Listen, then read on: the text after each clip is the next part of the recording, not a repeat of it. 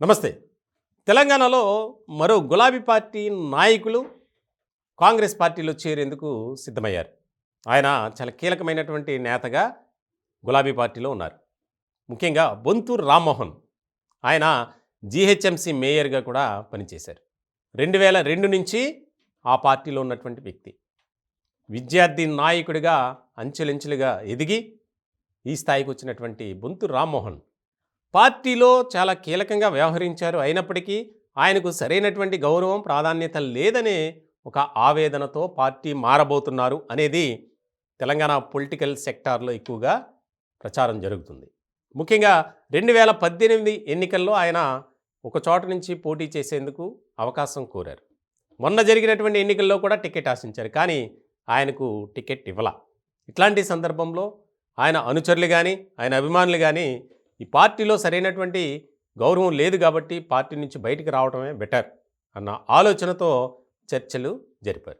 ఇటువంటి తరుణంలో కొద్ది రోజుల క్రితం ముఖ్యమంత్రి రేవంత్ రెడ్డి గారిని కలిసినటువంటి బొంతూరు రామ్మోహన్ తాజాగా మళ్ళీ కలిశారు. త్వరలోనే కాంగ్రెస్ పార్టీలోకి చేరబోయే బొంతూరు రామ్మోహన్ ఆయన చాలా కీలకంగా మారబోతున్నారు కాంగ్రెస్ పార్టీలో అనేది బాగా వినిపిస్తుంది.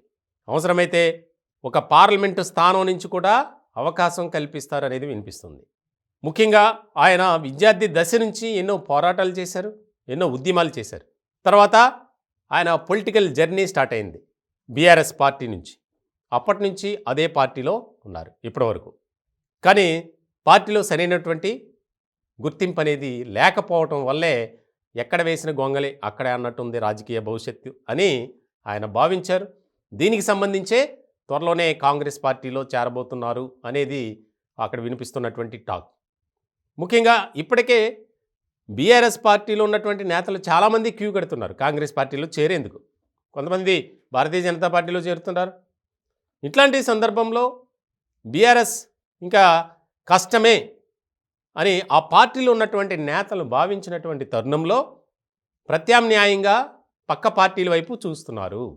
దీనిలో భాగంగానే బొంతూరు రామ్మోహన్ కూడా బీఆర్ఎస్ను వీడి కాంగ్రెస్లో చేరే అవకాశాలు ఎక్కువగా కనిపిస్తున్నాయనేది వాస్తవంగా మనం చెప్పాలి.